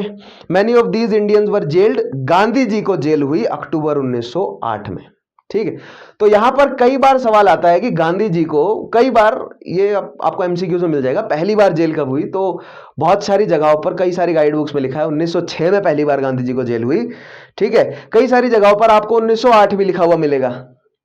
तो यहां पर कंफ्यूजन ये है कि 1906 में जो जेल हुई थी ना, वो कैदे बामुशक्कत यानी कि हार्ड लेबर वाली जेल नहीं थी। 1908 में जो जेल हुई ना, यहां पर उनसे हार्ड लेबर करवाया गया। राइट, यहां पर, और यहां पर लंबे समय तक भी रहे हुए एज कंपेयर टू 1906 में जो जेल हुई थी उन्हें। ठीक है। सो पहली बार तो जेल उन्हें 1906 में ही हुई है, लेकिन हार्ड लेबर कब करवाया गया उनसे, 1908 वाली जेल में। तो कई जगहों पर यह मेंशन हो जाता है कि 1908 में, कई किताबों में लिखा हुआ है, कुछ गाइड बुक्स है उनमें लिखा हुआ है कि 1908 में उन्हें पहली बार जेल हुई। ये गलत है, 1906 में पहली बार जेल हुई हार्ड लेबर के साथ, यानी बामुशक्कत उन्हें जेल जो है वो 1908 में हुई है। ठीक है। नेक्स्ट चीज देखिएगा, next is campaign against poll tax and invalidation of Indian marriages. अगली क्या बड़ी घटना घटी, देखिए इससे पहले का हमने कौन सा पढ़ा है, अभी जस्ट हमने पहले जो एशियाटिक रजिस्ट्रेशन एक्ट है उसका सॉल्यूशन नहीं निकला है कुछ भी, उसके खिलाफ भी चल रहा है सत्याग्रह। उसके बाद इमिग्रेशन एक्ट आया है, उसका भी कोई सॉल्यूशन नहीं निकला, उसके खिलाफ भी चल रहा है सत्याग्रह। और अब आ गया पोल टैक्स। ठीक है। So a poll tax of 3 pounds was imposed on all ex-indentured Indians. अब ऐसे इंडियंस जो कि कॉन्ट्रैक्ट से बाहर निकल गए, तो कॉन्ट्रैक्ट में अंग्रेजी सरकार ने जितना बोला था कि हम आपको इतना देंगे, केवल उतना ही देंगे वो कॉन्ट्रैक्ट के हिसाब से। तो जो भारतीय कॉन्ट्रैक्ट से आजाद हो गए वो अपनी मर्जी से कमाने लगे। ठीक है। तो यहां पर अंग्रेजों को फिर से वही खतरा होने लगा कि ये भारतीय फिर कमाने लगे हैं, ज्यादा कमा लेंगे तो अपने साथ बिठाना पड़ेगा, इनके पैसे जो है वो छीनो इनसे। ठीक है। लालच तो था ही अंग्रेजों को भर भर के, तो अपनी ग्रीड के चलते उन्होंने टैक्स लगा दिया। कितना टैक्स लगा दिया जी, 3 पाउंड चाहिए आपसे। अब 3 पाउंड सुनने में लगता है कम, भारतीय मजदूरों के लिए था बहुत ज्यादा, क्योंकि एक भारतीय मजदूर एक महीने में केवल 10 शिलिंग कमा रहा था ऑन एन एवरेज। अब 1 पाउंड में हिसाब लगा लीजिए आप खुद, 1 पाउंड में 20 शिलिंग होते हैं, और एक भारतीय एक महीने में 10 शिलिंग कमा रहा है। दैट मीन्स उस भारतीय की 6 महीने की कमाई तो अंग्रेजी सरकार मांग ले रही है उससे 3 पाउंड। तो 3 पाउंड कहां से दे, ये बहुत बड़ी समस्या है। तो इसी के खिलाफ जो है वो सत्याग्रह, या जो गांधी जी ने बोला वो गांधी जी ने बोला कि प्रोटेस्ट करो, तो प्रोटेस्ट चलता रहा आगे। ठीक है। देखिएगा point, the demand for the abolition of poll tax which was too much for the poor ex indentured Indians who earned less than 10 shillings a month. ज्यादा से ज्यादा मान लो 10 शिलिंग्स भी अगर वो कमा रहे हैं, और अगर 1 पाउंड में 20 शिलिंग है, ठीक है, तो 6 महीने की कमाई तो आप मांग ले रहे हो उनसे उनकी। Widened the base of the campaign, यहां से फिर से जो है वो बेस मिला। अब यहां पर आप ध्यान दीजिए, ये सारे जो कानून अंग्रेजी सरकार लाती जा रही है ना, वहां पर वो क्या कर रहे हैं, वो लोगों को इफेक्ट कर रहे हैं। जितने लोगों को इफेक्ट कर रहे हैं ना, उतने लोगों को गांधी जी अपने साथ जोड़ते जा रहे हैं। सो दैट मीन्स जितने अंग्रेज कानून लाते जा रहे हैं, उतने ज्यादा लोग गांधी जी के साथ जुड़ते जा रहे हैं। उस मुद्दे को अपने प्रॉफिट के लिए यूज कर रहे हैं, वो मास एजिटेशन इकट्ठा करने के लिए यूज करे जा रहे हैं गांधी जी। ठीक है। नेक्स्ट चीज देखिएगा, उसके बाद एक तो ये आया पोल टैक्स आया, उसके बाद आया सुप्रीम कोर्ट का ऑर्डर 14 मार्च 1913 में। ये ऑर्डर क्या था देखते हैं, which invalidated all marriages not conducted according to Christian rites and registered by the registrar of marriages drew the anger of Indians and others who were not Christians. So वहां पर supreme court ने एक कानून बना दिया कि अगर Christian rights, Christian रीति रिवाजों से आपकी शादी नहीं हुई है ना, तो आपकी शादी को नल एंड वॉइड माना जाएगा, आपकी जो है वो शादी नहीं मानी जाएगी। दैट मीन्स अगर आप ब्लैक हैं तो आप क्रिश्चियन शादी नहीं करेंगे, क्योंकि हो सकता है कि आप वहां के ट्राइबल कल्चर्स के हिसाब से कर रहे हो, या आप मुस्लिम्स हो। ठीक है। उसके अलावा भारतीय हैं तो आप हिंदू हो सकते हैं, मुस्लिम हो सकते हैं, सिख हो सकते हैं, ईसाई तो खैर वही शादी करेंगे, उसके अलावा आप पारसी हो सकते हैं। तो ये जो इंडियन कम्युनिटीज थी, इन सब की शादियां इनवैलिड हो गई। दैट मीन्स इन शादियों से जो बच्चे हुए हैं वो सारे बच्चे जो हैं वो क्या आ गए, इनफिडल, यानी कि वो सारे बच्चे जो हैं वो नाजायज हो गए।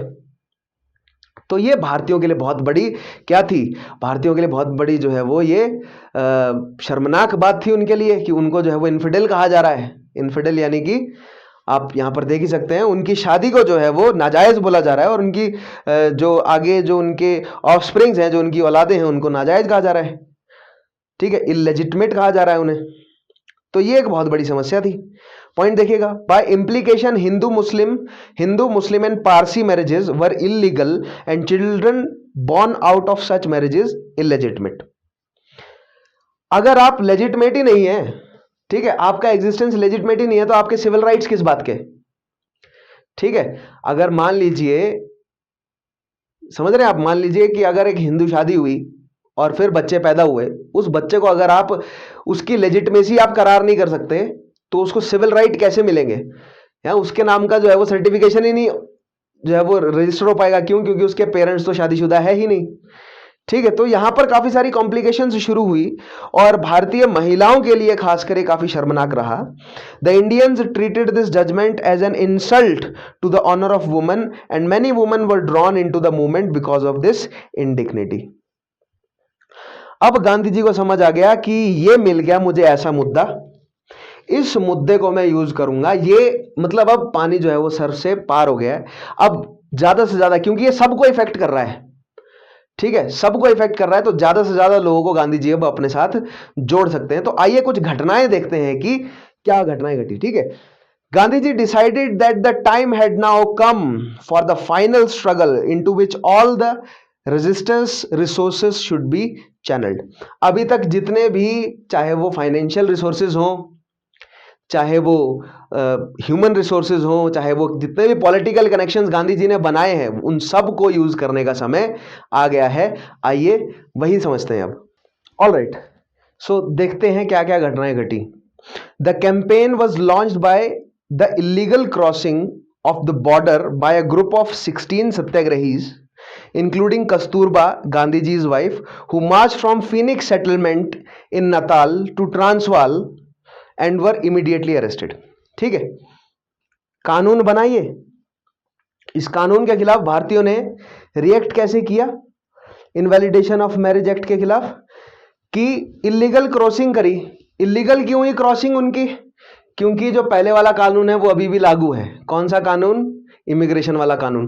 तो उन्होंने फिर से जो है वो फिनिक्स से कहां पर किया, Phoenix that is in Natal, वहां से उन्होंने मूव किया कहां पर, ट्रांसवाल में, और उनको वहां पर पहुंचते अरेस्ट कर लिया गया। ठीक है, कस्तूरबा अरेस्ट हो गई, गांधी जी की वाइफ। उसके बाद a group of 11 women then march from Tolstoy farm in Transvaal. ठीक है, टॉल्स्टॉय फार्म जो है वो कहां पर है, ट्रांसवाल में है, and cross the border into the Natal without a permit and reached new castle, a mining town. दूसरा बैंड क्या, कितने लोगों का था, 11 वुमेन जो है वो टॉल्स्टॉय फार्म से न्यू कासल आ गई। और यहां पर जो माइनिंग वर्कर्स हैं, देखिएगा point, here they talk to the Indian mine workers mostly Tamils and before being arrested persuaded them to go on strike. तो बेसिकली ये क्यों किया जा रहा है, ये अपनी गिरफ्तारी देने के लिए किया जा रहा है कि ऐसा कोई सिविल कानून तोड़ा जाए। बेसिकली हो क्या रहा है यहाँ पर सिविल डिसोबीडियंस ही हो रहा है, लेकिन उसके लिए वो शब्द सिविल डिसोबीडियंस वर्ड अभी तक यूज नहीं किया गया, लेकिन कर तो वही रहे ना, वो कानूनों की ही अवहेलना कर रहे हैं ना, सविनय अवज्ञा कर रहे हैं वो। तो जो बॉर्डर्स को क्रॉस करना विदाउट परमिट जो है वो कानूनों को तोड़ना हो गया, और कानूनों को तोड़कर वो अपनी अरेस्ट दे रहे हैं। ठीक है, अपने आप को जो है वो अंग्रेजी क्या बोलते हैं, जेल में जो है वो डलवा रहे हैं जबरदस्ती। ठीक है, तो अंग्रेज उनको जो है वो अरेस्ट करेंगे, और उसके साथ और जो है वो ज्यादा सपोर्ट उन्हें मिलेगा, और ज्यादा लोग जो है वो अरेस्ट होंगे। तो धीरे धीरे प्रेशर बढ़ेगा किस पर, अंग्रेजी सरकार पर। ठीक है, नेक्स्ट चीज देखिएगा, अब माइन वर्कर्स हैं, उन्होंने भी जो है वो क्या कर दिया, कहां के mine workers, Newcastle town के माइन वर्कर्स ने क्या कर दिया, strike. Gandhi ji reach Newcastle and took charge of the agitation. जो न्यू कासल पहुंचे गांधी जी, वहां के जो वर्कर्स हैं उन्होंने स्ट्राइक करी। उनकी जो महिलाएं थी वो भी मजदूरी कर रही थी, बच्चे मजदूरी कर रहे थे, ऐसे नहीं थे केवल वहां के पुरुष मजदूरी कर रहे थे, महिलाएं और बच्चे मजदूरी कर रहे थे। वो लगभग 2000 लोगों का संगठन एक बनाया गांधी जी ने, और अंग्रेजों के खिलाफ जो है वो स्ट्राइक करनी शुरू कर दी। ठीक है, नेक्स्ट पॉइंट देखिएगा। The employers retaliated by cutting off water and electricity to the workers' quarters, thus forcing them to leave their homes. ठीक है, अंग्रेजों ने क्या किया, पानी और बिजली की व्यवस्था जो है वो बंद कर दी। सो जो वर्कर्स हैं उनको अपने घरों को छोड़कर बाहर मूव करना पड़ा। नेक्स्ट पॉइंट देखिएगा। Gandhi ji decided to march this army of over 2000 men, women and children over the border and thus see them lodged in Transvaal jails. ठीक है, कहां पर उनको ट्रांसवाल की जेलों में भर दिया। 2000 लोगों को गांधी जी लेके गए, सबने अपनी गिरफ्तारी दी, सारे जो है वो अरेस्ट हो गए। During the course of the march Gandhi ji was arrested twice, released, arrested a third time and sent to jail. ये जो पूरा मार्च चला ना गांधी जी का, 2000 लोगों को जो लेके गए, 3 बार अरेस्ट हुए। अरेस्ट होते थे, फिर अंग्रेज सरकार छोड़ देती थी, फिर अरेस्ट होते थे, फिर छोड़ देती थी उन्हें। ठीक है, तो 3 बार अरेस्ट हुए total. Finally, the morale of the workers, however, was very high and they continued the march till they were put into trains and sent back to Natal, where they were prosecuted and sent to jail. Transvaal से फिर उनको train में भरकर Natal भेजा गया और वहां पर उनको जेल दे दी गई। जेल, अब जेल में उनके साथ जो बुरा सलूक किया गया है, मारा पीटा गया है, उन्हें भूखा रखा गया है, कईयों की जान भी गई। ये खबर जब पूरी, मतलब उस समय तो मीडिया एक्टिव हो गया था, राइट, तो अखबारों के माध्यम से हर जगह फैलने लगी, इंग्लैंड पहुंचने लगी, ब्रिटेन पहुंची, उसके अलावा अन्य यूरोपियन कंट्रीज में, भारत में पहुंची, उसके अलावा यूएस में पहुंची, तो सबने क्रिटिसाइज किया। ठीक है, उसके खिलाफ देखिएगा, in India Gokhale toward the whole country mobilising public opinion in support of the Indians in 1991। ठीक है, इंडियन इन साउथ अफ्रीका। तो भारतीयों के सपोर्ट में गोखले ने जो है वो क्या किया, पूरे भारत का टूर किया। इनफैक्ट गोखले जी भारत आए भी थे इसी संदर्भ में। ठीक है, इसी संदर्भ में कि भारतीयों के हितों का थोड़ा ख्याल रखा जाए, भारतीयों को थोड़े जो है वो सिविल राइट्स दिए जाए, और उनको, क्योंकि गोखले साहब जो है वो उस समय ऑफिशियल कैपेसिटी में थे, ठीक है, लेजिस्लेटिव काउंसिल के मेंबर थे, तो उनको as a official British official जो है वो कंसीडर किया गया और उनकी बात का जो है वो ध्यान रखा गया, उनकी बात को, उनको भरोसा दिया गया जो साउथ अफ्रीका के ब्रिटिश अफसर उनके द्वारा, कि नहीं, हम भारतीयों की सिविल लिबर्टीज का जो है वो ख्याल रखेंगे, लेकिन ऐसा हुआ नहीं कुछ भी। ठीक है, तो उनका साउथ अफ्रीका का दौरा जो है वो नाकामयाब रहा। Even the viceroy Lord Hardinge condemned the repression and called for an impartial inquiry. ठीक है, अब लॉर्ड हार्डिंग ने बोला कि साउथ अफ्रीका के जो एडमिनिस्ट्रेटर हैं वो इम्पार्शियल हो रहे हैं, वो बहुत ज्यादा पार्शियल हो रहे हैं भारतीयों के साथ, तो एक इंक्वायरी होनी चाहिए उनके खिलाफ। ठीक है, तो वैसे भारतीय जो एडमिनिस्ट्रेटर हैं वो तो करेंगे ही उनकी बुराई, क्योंकि वो उनके कंपटीशन में एडमिनिस्ट्रेशन में, तो ये तो चलता ही है किसमें, प्रशासन में एक दूसरे की टांग खींचने का काम। ये तो भारत में जो आज हो रहा है ना, प्रशासन में एक दूसरे की टांग खींची जाती है, ये अंग्रेजों द्वारा स्थापित जो ब्यूरोक्रेसी है उसी का ही थोड़ा सा भारतीयकरण हो गया, बस, उसके अलावा और कुछ नहीं है। बेसिक रूट्स वही है, एक दूसरे की टांग खींचने वाला, राइट, अंग्रेजों से ही मिला है। तो वो भी किसकी टांग खींच रहे थे, हार्डिंग, साउथ अफ्रीका के एडमिनिस्ट्रेटर्स की। फाइनली एक कॉम्प्रोमाइज हुआ। अब वो कॉम्प्रोमाइज देखते हैं क्या है, क्योंकि जेल भरो आंदोलन जो है वो गांधी जी ने वहां पर छोड़ा। अब ये सारी टर्म्स जो हैं वो वहां फेमस नहीं हुई, सिविल डिसोबीडियंस करना है, नॉन कोऑपरेशन करना है, फूड हंगर स्ट्राइक करनी है, ये सारी टर्म्स वहां पर पॉपुलरेट नहीं हुई, ये भारत में आगे पॉपुलरेट हुई। लेकिन वहां पर उन्होंने इन्हीं सब चीजों को सत्याग्रह कहा, सिविल डिसोबीडियंस को, हंगर स्ट्राइक करने को, नॉन कोऑपरेट करने को, जेल भरने को, इन सभी चीजों को सत्याग्रह कहा है उन्होंने।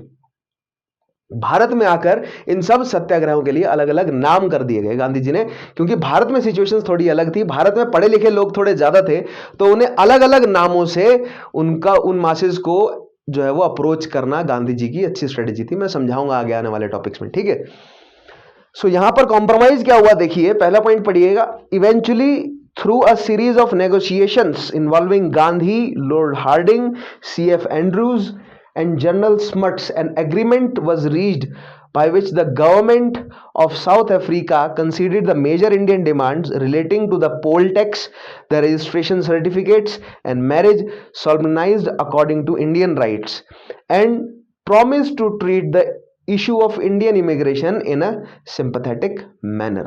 Compromise भारतीयों के हाथ में हुआ, जो जितने भी अंग्रेजों द्वारा ये कानून लाए गए थे वो सब कानून अंग्रेजों को रिट्रैक्ट करने पड़े या मॉडिफाई करने पड़े भारतीयों के अकॉर्डिंग। यानी कि जितनी भी भारतीय शादियां हैं उन सब को लीगलाइज किया जाए, माना जाए उनको लीगल, और जो इमिग्रेशन का जो कानून है उसको वापस लिया जाए, भारतीयों को रेजिडेंसी परमानेंट रेजिडेंटशिप जो है वो मिले ट्रांसवाल और नताल की। उसके अलावा जितने भी कानून थे सारे जो लिस्ट किए मैंने, ठीक है, इन सब कानूनों से भारतीयों को छुटकारा मिला। दैट मीन्स आप कह सकते हैं कि गांधी जी की जीत हुई, विजय हुई साउथ अफ्रीका में।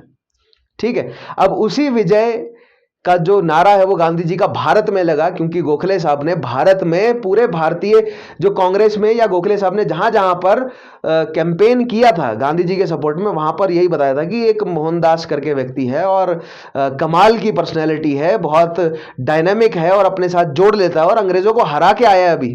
तो जब भारत में आए गांधी जी तो उनके नाम का परचम ऑलरेडी फहराया जा चुका था भारत में। ठीक है, तो क्योंकि कांग्रेस को बड़े लीडर्स की भूख थी, अब वो जरूरी भी थी वो भूख, क्योंकि ज्यादा से ज्यादा जनता को जोड़ना था। तो नाम के साथ जो जिसका नाम होता है उसके साथ लोग जुड़ते हैं, ऑब्वियसली ये बेसिक ह्यूमन टेंडेंसी है। तो गांधी जी का नाम था और फिर भारत में बड़े लेवल पर बढ़ाया भी गया, इसलिए गांधी के साथ भीड़ जो है वो जुड़ी भी। ठीक है, अब हम देखते हैं टॉलस्टॉय फार्म के बारे में कुछ एक पॉइंट्स। ठीक है, ये जो कॉम्प्रोमाइज हुआ, फिर उसके बाद 1914 में गांधी जी भारत आ गए। गांधी जी भारत आए और भारत आकर क्या क्या गतिविधियां करी, भारत कब आए, किस जगह पर आए, वो आगे आने वाले टॉपिक में सारी मैं डिस्कस करूंगा। यहां पर अफ्रीका में क्या क्या घटनाएं घटी वो खत्म हो गई। अब मैं केवल टॉलस्टॉय फार्म के बारे में कुछ एक बेसिक पॉइंट्स बताना चाहूंगा आपको। ठीक है, देखते हैं टॉलस्टॉय फार्म। पहला पॉइंट देखिएगा, as it became rather difficult to sustain the high pitch of the struggle, Gandhi decided to devote all his attention to the struggle। ठीक है, 1906 तक आते आते गांधी जी को यह पता चल गया था कि मॉडरेट जो मैं कर रहा हूं ना, ये मॉडरेट वाले काम, इससे काम नहीं चल रहा, मुझे अपने आप को पूरी तरीके से इस स्ट्रगल में जो है वो झोंकना पड़ेगा। तो उन्होंने क्या किया, उन्होंने अपनी वकालत छोड़ दी और अब फुल टाइम जो है वो उन्होंने रेजिस्टेंस देना शुरू कर दिया। ठीक है, नेक्स्ट पॉइंट देखिएगा, the Tolstoy Farm was founded in 1910 and named as such by Gandhi's associate Hermann Kallenbach. अब एक जर्मन व्यक्ति हैं ये हरमन कैलनबैक। ठीक है, इन्होंने काफी फंडिंग दी गांधी जी को ये टॉलस्टॉय फार्म बनाने के लिए, और गांधी जी के एक रशियन सोशलिस्ट मित्र थे लियो टॉलस्टॉय, जिनकी जो व्यूज हैं उससे गांधी जी काफी ज्यादा जो है वो उनके काफी असर में थे गांधी जी, तो उनके नाम पर इस फार्म का नाम जो है वो रखा गया। ऐसा नहीं है कि टॉलस्टॉय फार्म पहला है, उससे पहले भी इसी तरीके का फार्म जो है वो गांधी जी एक बार फिनिक्स में बना चुके थे। ठीक है, नेक्स्ट पॉइंट देखिएगा, after the Russian writer and moralist Leo Tolstoy whom Gandhi ji admired and corresponded with. Next is funds also came from India. उसके अलावा ये टॉलस्टॉय फॉर्म बनाने के लिए हरमन कैलनबैक ने तो मदद करी ही थी गांधी जी की, उसके अलावा भारत से भी फंड्स आए। भारत से सर रतन टाटा ने 25,000 रुपए दिए। उसके अलावा कांग्रेस और मुस्लिम लीग ने सपोर्ट किया और निजाम ऑफ हैदराबाद ने सपोर्ट किया गांधी जी का ये फॉर्म एस्टेब्लिश करने के लिए। तो ये टॉलस्टॉय फार्म आखिर था क्यों, जरूरत क्यों थी इसकी। ठीक है, तो जैसे कि मैंने आपको बताया कि सिविल डिसोबीडियंस किया जा रहा है, भले ही उसको नाम नहीं दिया गया अभी तक सिविल डिसोबीडियंस, लेकिन अंग्रेजी कानूनों को क्या किया जा रहा है, मानने से मना कर दिया जा रहा है। दैट मीन सिविल डिसोबे ही है वो। तो जो सत्याग्रही हैं उनको अंग्रेजी सरकार जो है वो जेल में डाल दे रही है, और जेल में डाल दे रही है जो जेल से बाहर निकल रहे हैं, या कई सत्याग्रही ऐसे हैं जो अंग्रेजों के प्लांटेशंस में काम करना उन्होंने बंद कर दिया है। दैट मीन्स उनकी रोजी रोटी आ गई खतरे में, और जो अंग्रेजों के खिलाफ खड़ा हो रहा है उसकी रोजी रोटी मिल भी नहीं रही। दैट मीन्स ये सत्याग्रही हैं, इनको अगर जोड़ के रखना है, और ये जो सत्याग्रही हैं गांधी जी के, अगर इनसे लगातार अगर करा के रखना है ये पूरा रेवोल्यूशन, यानी कि कुछ एक पर्सनल टीम होनी चाहिए ना 150-200 लोगों की गांधी जी की, तो उस उनके परिवारों को पालने का सिस्टम होना चाहिए, उनको रखने का सिस्टम होना चाहिए, क्योंकि अंग्रेजी सरकार ने तो उनको रहने खाने की जगह दी नहीं, निकाल दी उनको तो बाहर। तब गांधी जी ने ये टॉलस्टॉय फार्म बनाया कि जितने भी सत्याग्रही हैं इनको रहने को जगह मिले, प्रॉपर अकोमोडेशन मिले, इनको एजुकेशन मिले, ठीक है, इनको जो है वो मैं कुछ बेसिक जो ऐसे ये कुछ ऐसे बेसिक वोकेशनल ट्रेनिंग लें जिससे इनको बेसिक स्किल सीख मिले, जिसको वो यूज़ करके अपनी आमदनी बढ़ा सके। दैट मीन्स मान लीजिए हाथ से कपड़ा बनाना, या उसके अलावा हाथ से अन्य दस्तकारी का काम हो गया, लकड़ी का काम है, मिट्टी का काम है, इस तरह की चीज़ें ये सीख लें ताकि अपनी रोजी रोटी चला सकें। उसके लिए टॉलस्टॉय फार्म गांधी जी ने एस्टेब्लिश किया। ठीक है, और वेस्टर्न तर्ज पे, या नॉट वेस्टर्न तर्ज पे, लेकिन अंग्रेजी भाषा में उनको एजुकेट करना शुरू किया ताकि वो करस्पॉन्ड कर सकें किसके साथ, अंग्रेजों के साथ। ठीक है, नेक्स्ट पॉइंट देखिएगा। और फंडिंग कहां कहां से आई? Hermann Kallenbach, Sir Ratan Tata, Congress, Muslim League, Nizam of Hyderabad, सब लोगों ने सपोर्ट किया गांधी जी के इस कॉज को। Besides being an experiment in education, it was to house the families of satyagrahis and to give them a way to sustain themselves। ठीक है, तो जो सत्याग्रही है उनकी फैमिलीज को रहने की जगह देनी थी, और उसके अलावा एजुकेशन प्रोवाइड करनी थी। गांधी जी को बहुत जरूरत थी इस चीज की कि अपने सत्याग्रहियों को मैं एजुकेट करूं, बहुत जरूरी है एजुकेशन उस समय। ठीक है, गांधी जी के अकॉर्डिंग। नेक्स्ट चीज देखिएगा, the Tolstoy form was the second of its kind establish by Gandhi. ठीक है, टॉलस्टॉय फॉर्म पहला नहीं था, दूसरा था। उससे पहले जो है वो he had set up the Phoenix form in 1904 in Natal, inspired by a reading of John Ruskin's Unto This Last, a critique of capitalism, and a work that extolled the virtues of simple life of love, labor and the dignity of human beings. So John Ruskin की Unto This Last से influence होकर गांधी जी ने Phoenix form establish किया था Natal में 1904 में, जिसमें बिल्कुल साधारण जीवन जीना था। ठीक है, और बिल्कुल नेचर के करीब रहते हुए, बिल्कुल साधारण जीवन जीते हुए अपने आप अपना जीवन जो है वो सस्टेन करना था। प्लस अभी सत्याग्रह तो शुरू नहीं किया, 1904 उनका मॉडरेट फेज है। सो दैट मींस जितने भी गांधी जी के सपोर्टर्स हैं जो धीरे धीरे, और लेकिन मॉडरेट फेज का अंतिम चरण है, दैट मींस अब वो पैसिव रेजिस्टेंस की तरफ बढ़ने ही वाले हैं। दैट मींस उनके साथ जो सपोर्टर्स हैं वो पैसिव रेजिस्टेंस वाला मन जो है वो बना चुके हैं। तो गांधी जी जो है वो एक गुटबंदी अपनी अलग कर चुके हैं, अपना ग्रुप बना चुके हैं एक। ठीक है, जो बाद में एसोसिएशन के नाम से भी जानी गई। ठीक है, पैसिव रेजिस्टेंस एसोसिएशन। सो उन्हीं सब लोगों को एक साथ रखना जरूरी था, इसके लिए उन्होंने फिनिक्स फार्म भी एस्टेब्लिश किया। इंस्पायर्ड किससे है? जॉन रस्किन की अनटू दिस लास्ट से। ठीक है, नेक्स्ट पॉइंट देखिएगा। As at the Phoenix settlement at Tolstoy farm 2, manual work went hand in hand with instruction. ठीक है, फिनिक्स फॉर्म में भी और टॉलस्टॉय फॉर्म में भी मैनुअल वर्क, सारे काम हाथ से किए जाएंगे और सभी करेंगे। भारत की सोसाइटी में काम बटे हुए थे उस समय, किस तरह? जाति के हिसाब से, यानी कि लकड़ी का काम पर्टिकुलर जाति करेगी। ठीक है, मिट्टी का काम पर्टिकुलर जाति करेगी, चमड़े का काम पर्टिकुलर जाति करेगी, साफ सफाई का काम पर्टिकुलर जाति करेगी। ठीक है, और कपड़े धोने का काम, तेल निकालने का काम, ठीक है, सड़कें बनाने का काम, मजदूरी करने का काम, तो हर चीज के लिए जाति बन गई थी। अब गांधी जी के फॉर्म में ऐसा कुछ नहीं था। उनका यह था कि झाड़ू भी सभी लगाएंगे, ठीक है, शौचालयों को भी सभी साफ करेंगे, बर्तन भी सभी धोएंगे, कपड़ा भी सभी धोएंगे, किसी तरह की कोई जाति नहीं है, ये सारे काम जो है वो सभी करेंगे, जाति व्यवस्था का कोई लेना देना नहीं है। गांधी जी की अपनी खुद की उनकी बीवी ने विरोध किया कि मैं जो है वो शौचालय साफ नहीं करूंगी, मैं टॉयलेट साफ नहीं करूंगी, लेकिन गांधी जी ने उनको समझाया बुझाया। ठीक है, कुछ समय उनके बीच में नोकझोंक भी रही, लेकिन फाइनली जो है वो कस्तूरबा उनका पॉइंट समझ सकी, और उनकी वो ये जो उनका सत्याग्रह है ये वो अच्छे से समझी, और उन्होंने एक्सेप्ट किया मैनुअल वर्क। ठीक है, तो यहां से हमें पता चलता है कि Gandhi ji was a critic of caste system. Next चीज देखिएगा, वोकेशनल ट्रेनिंग। वोकेशनल ट्रेनिंग का मतलब क्या होता है कि ऐसी स्किल्स जिसको आप इस्तेमाल करके अपनी जीवनी चला सकते हैं, जैसे कि लकड़ी का काम आप सीख सकते हैं, उसके अलावा आप कपड़ा बनाना सीख सकते हैं, आप बाल बनाना सीख सकते हैं, यानी हाथ के काम है ना, दस्तकारी आप सीख सकते हैं, जिससे आप अपने आप को सस्टेन कर सकें, एक रोजगार पा सकें। So vocational training was introduced to give all round development to the boys and girls. Co-educational classes were held and boys and girls were encouraged to work together। अब वोकेशनल ट्रेनिंग का मतलब यह नहीं है कि केवल दस्तकारी सिखाई जाएगी। वोकेशनल ट्रेनिंग के नाम पर उन्होंने मोरल एजुकेशन भी दी उन्हें, क्योंकि जाति व्यवस्था को इरेडिकेट करना अपने फार्म से ही शुरू किया गांधी जी ने। ऐसे व्यक्तियों को तैयार करना है अपने फार्म में ही गांधी जी ने जो जाति व्यवस्था के खिलाफ नहीं, जाति व्यवस्था को फॉलो ना करते हो। ठीक है, खिलाफ जाना अलग चीज होती है और फॉलो ना करना अलग चीज है, सोच के देखिए। राइट, सो ऐसी जो है वो एक पूरा ग्रुप गांधी जी धीरे धीरे सत्याग्रहियों का प्रिपेयर कर रहे थे। और बच्चों, जब छोटे बच्चे थे तभी से उनको एजुकेट करना शुरू करते थे इस पॉजिटिव साइड की, आपको जो है वो सत्याग्रही बनना है, वोकेशनल ट्रेनिंग तो लेनी ही है, राइट। उसके अलावा यानी कि एक स्किल तो डेवलप करनी है, लेकिन मॉरल्स को भी डेवलप करना है आपको, ठीक है।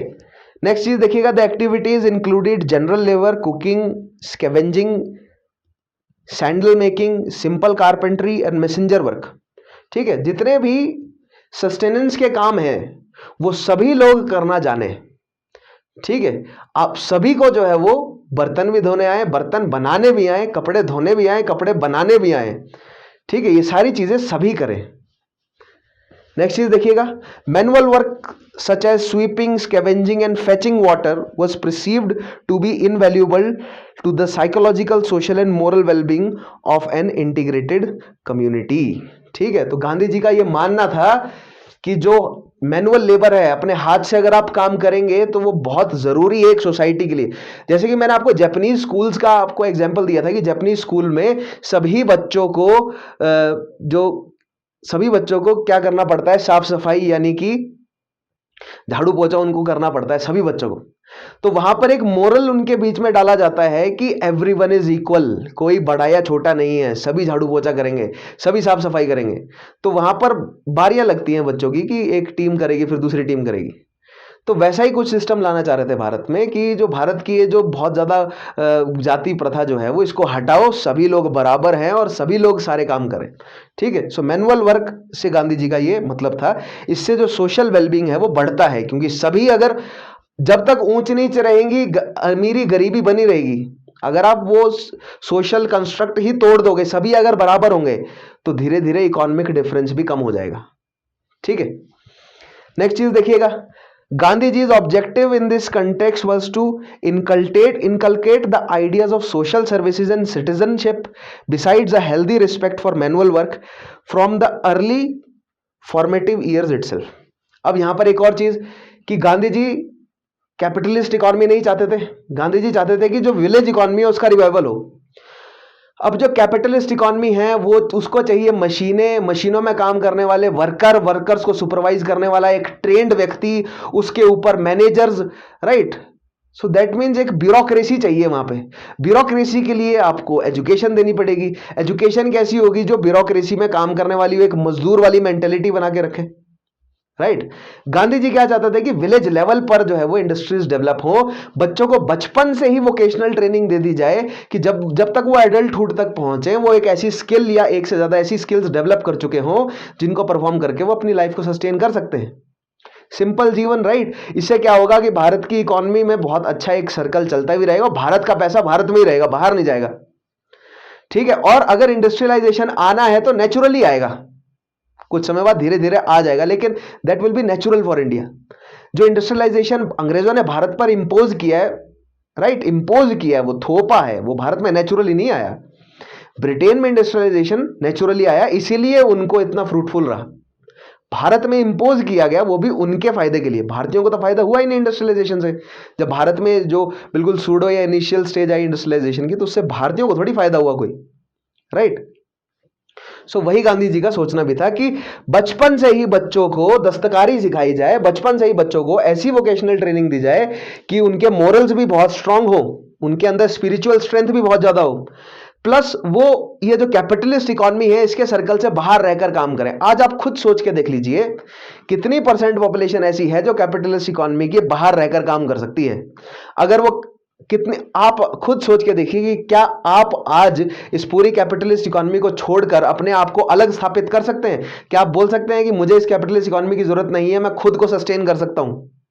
बहुत मुश्किल हो जाएगा, इतना भयंकर तरीके से फैला हुआ है। हो सकता है कि आपको अभी पूरी तरह कैपिटलिस्ट इकोनॉमी की समझ हो भी ना, यही तो मतलब यही सारा डिजाइन है। मैंने आपको बताया ना, कैपिटलिस्ट इकोनॉमी के लिए एक स्पेसिफिक तरह की सोसाइटी और एक स्पेसिफिक तरह की गवर्नमेंट चाहिए होती है, तब कैपिटलिस्ट इकोनॉमी जो है वो सस्टेन, लंबे समय तक सस्टेन करती है और बेहतर तरीके से काम करती है।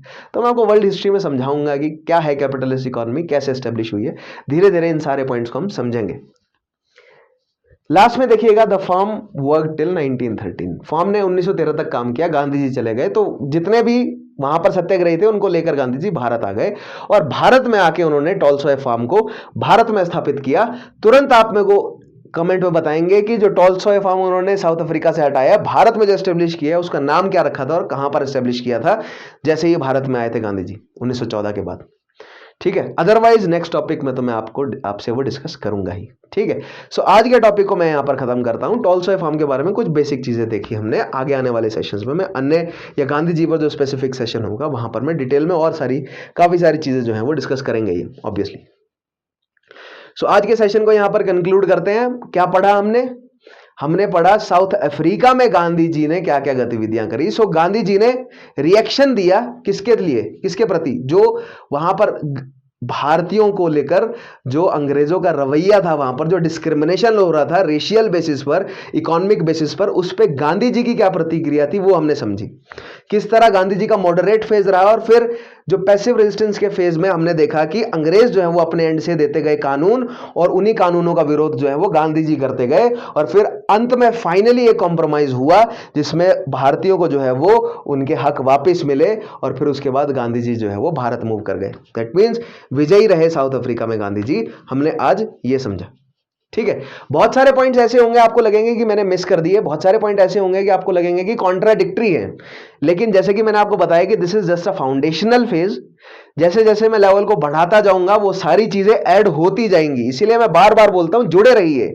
आपकी पहले मैं फाउंडेशनल समझ बना रहा हूं, फिर धीरे धीरे आपको एडवांस लेवल तक पहुंचाऊंगा। बहुत सारे ऐसे पॉइंट्स हैं जो आज मैंने पढ़ाए हैं, इन्हीं पॉइंट्स को कॉन्ट्राडिक्ट करते हुए मिलेंगे आपको।